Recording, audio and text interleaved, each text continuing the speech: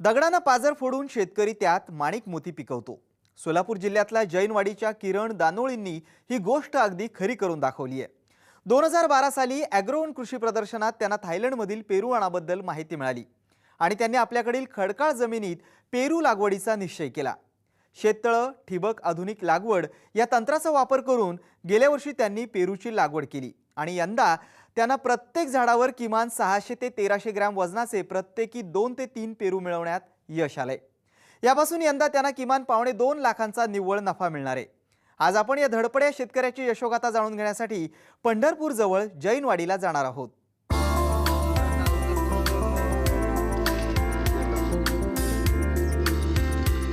सातारा पंढरपूर राज्य महामार्गावर पंढरपूर जवळ जैनवाडी नावाचं गाव आहे। या गावात किरण दानोळे या प्रयोगशील शेतकऱ्याची शेती आहे। शेतीत वेगवेगळे प्रयोग करण्याच्या त्यांच्या सवयीनं त्यांना 2012 मध्ये ॲग्रोवन कृषी प्रदर्शनात VNR वाणाच्या पेरूची माहिती मिळाली। त्यानंतर दानोळेंनी छत्तीसगड राज्यातल्या रायपूर इथे जाऊन या वाणाची लागवड केलेल्या पेरू उत्पादकांच्या भेटी घेतल्या आणि 40 गुंठ्यावर आपणही याच वाणाचा पेरू लागवडीचा निश्चय केलाय। थायलंडवरनं रायपूरला शोध करून थायलंडवरचा पेरू ह्याने संशोधन करून तिथं साधारण 100-150 एकराचं त्याने संशोधन केंद्र डोळं भरतात आणि तिथं जाऊन समक्ष तिथल्या बागायतदाराचे 34 एकर 32 एकर रायपूरला समक्ष जाऊन तिथं पाहणी केली आणि पाहणी केल्यानंतर तिथल्या शेतकऱ्याची मुलाखत घेतली आणि त्या शेतकऱ्याच्या मुलाखत घेतल्यानंतर ते सगळं बरं वाटलं आणि त्यांनी सांगितलं की 100 ते 150 रुपये ह्याला रेट आहे। जागतिक मार्केटमध्ये बी भरपूर खपलं जातं आणि म्हणजे परदेशात म्हणजे एक्सपोर्टसुद्धा होऊ शकतं। त्याच्यामुळं आम्ही निर्णय घेतला आणि नवीन असलं काहीतरी खडकाळ रानात आता सध्या पावसाचं परिस्थिती असं केलेलं आहे।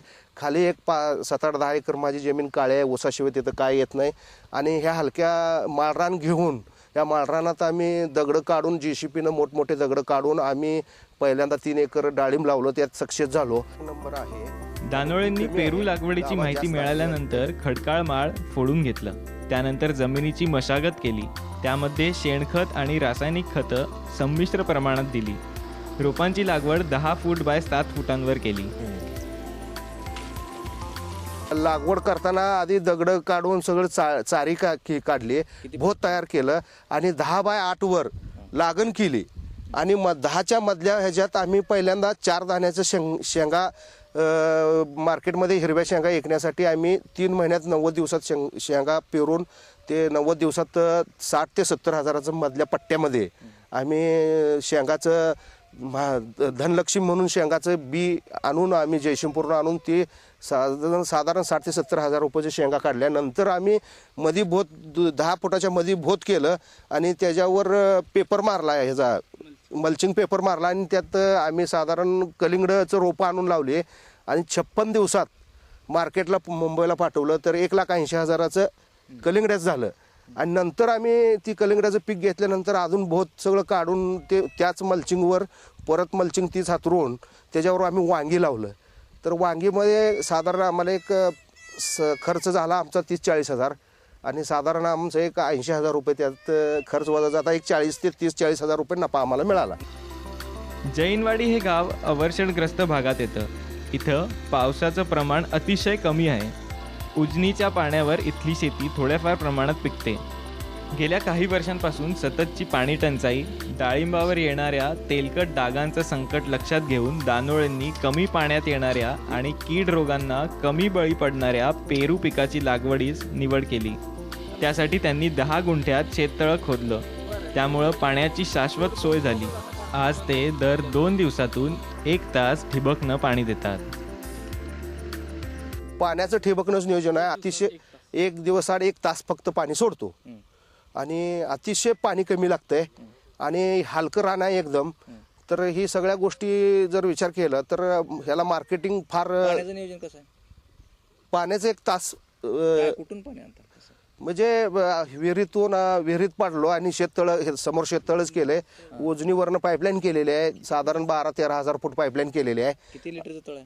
साधारण एक अर्धा एकराचं तळ आहे आणि साधारण 60 लाख लिटर पाणी ह्यात बसतंय. फक्त 1 तास देतोय ते 48 तासात 1 तास देतो आम्ही पाणी आणि त्याच्यामुळं 48 तासानंतर 1 तास पाणी दिल्यामुळं त्याला भरपूर रिस्पेबिलिटी होते. म्हणजे हा व्हरायटीला पाणी थोडं म्हणजे डाळिंबपेक्षा बी कमी लागतंय आणि काय फारसं ह्याच्यात म्हणजे बहार कसे असते, वर्षातून किती वेळा फळ लागतं? वर्षातनं 2दा फार आहे. नोव्हेंबरला एकदा छाटणी करायची आणि साधारण नंतर 6 महिन्याने एकदा छाटणी करायची.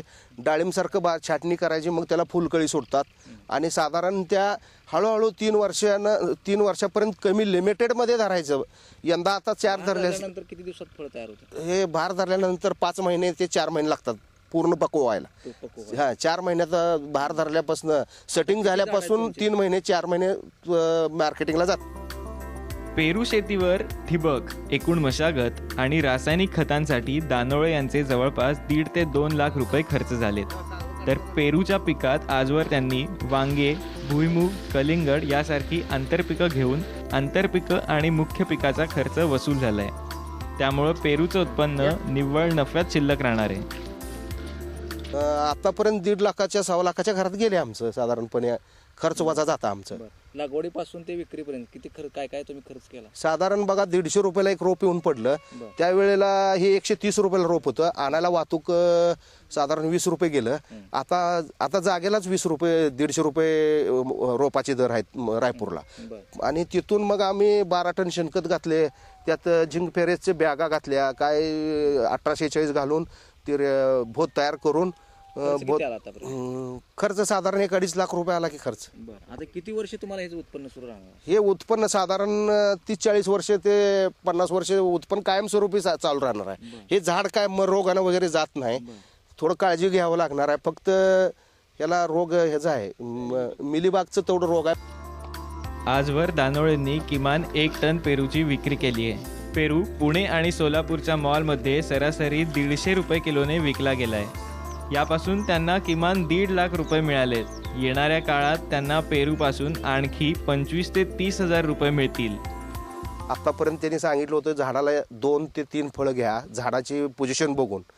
तर आतापर्यंत 6 महिन्यात आम्ही पहिल्यांदा फळं 27/7/2012ला आम्ही बाग लावली. तर त्या बागेत आम्ही पेरू आधी रायपूरला जाऊन समक्ष 32 एकराचं बाग बघितली. त्यांचं प्लॅन्टेशन बघितलं. तिथून आधी नंतर त्याचं मार्केटिंग बघितलं मुंबईला जाऊन वाशीला. आणि वाशीच्या मार्केटमध्ये 1 नंबर परदेशाला सुद्धा माल जातो. पण आपल्या भारतातच माल कमी पडल्यामुळं भारतातच खपते भरपूर. त्याच्यामुळं भरपूर इथं त्याला मार्केटिंग आहे. आता सध्या मी 1 वर्ष झालं लावून आता पेरू. तर आता मग आमचं मार्केटिंग चालू झालं. लहान असताना झाडाचं पेरूची कळी वगैरे तोडावं लागतात आणि बाकीचे 30 पेरू मी तोडून झाडाची पोझिशन बघून 1, 4, 2 असं प्रत्येक झाडाला 2 ते 4 आम्ही पेरू ठेवलं आहे. आज पेरू शेतीच्या माध्यमातून कमी पाण्यात आणि कमी धोका असलेल्या पिकाची लागवड करण्यात यश आल्याचं किरण दानोळेंच्या मुलाचं म्हणणं आहे. ही 41 गुंठ हे पेरूचं क्षेत्र आहे. त्यात शेती वडील करतात आणि त्यांना सहकार्य मी करतोय. आणि त्यात आता सध्या 505 रोप आहेत आणि त्याच्यापासून जवळजवळ आत्तापर्यंत टन माल निघालेला 1 टन. आणि ते पुण्यासाठी आणि सोलापूरसाठी मॉलला 150 रुपये किलोनं सध्या विक्री चालू आहे त्याची. आणि आता सध्या काढणीही चालू आहे. आणि ते 1 नंबर म्हणजे असं फळ आहे. डाळिंब्यापेक्षा औषधं वगैरे कमी, सर्व औषधं इतर खर्च कमी आहे डाळिंब्यापेक्षा. त्याच्यामुळं कोरडवाहू भागात हे पेरूचं उत्पादन करण्यासाठी चांगलं आहे. त्याच्यामुळं कमी पाण्यातही येऊ शकतं. त्याच्यामुळं दुष्काळी भागात लावाय काही अडचण नाही. शेततळ्याच्या माध्यमातून फळबाग जगवल्यानं दुष्काळी परिस्थितीतही पेरूची ही बाग दीर्घकाळ टिकणार आहे. त्यामुळे पेरूच्या उत्पन्नातून आपल्याला पेन्शनच मिळेल असा विश्वास दानोळेंनी व्यक्त केला आहे. पेरू ही व्हरायटी 1 नंबर आहे आणि बी कमी आहे, गावात जास्त आहे आणि त्याच्यामुळे ह्याला मार्केटिंग कायम राहणार आहे. आणि साधारण 1 एकरमध्ये 105 झाडं राहिलेत म्हणजे हे दीर्घकामी आम्हाला जे नोकर वर्गाला कसं पेन्शन आहे तसं आमच्यासारख्या शेतकऱ्याला हे दीर्घकाळ असल्यामुळं जास्तीत जास्त आम्हाला वयोवृद्ध झाल्यानंतर ह्याचं पेन्शन आम्हाला जगण्यासाठी ही मदत मोठी होणार आहे.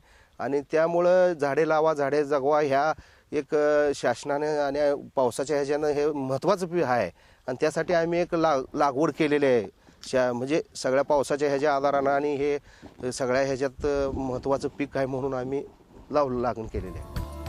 आज किरण दानोळेंनी थायलंड इथल्या व्हीएनआर पेरू वाणाची रायपूरहून रोपं आणून यशस्वी लागवड केली आहे. या वाणाचे पेरू वजनाला 600 ग्रॅमपासून 1.5 किलोपर्यंत मोठे होत असल्यानं त्यांपासून मिळणारं नफ्याचं प्रमाणही जास्त राहील. तसंच व्हीएनआर वाणाच्या पेरूची शेती शेतकऱ्यांना प्रगतीकडेच घेऊन जाईल असा दानोळेंचा ठाम विश्वास आहे.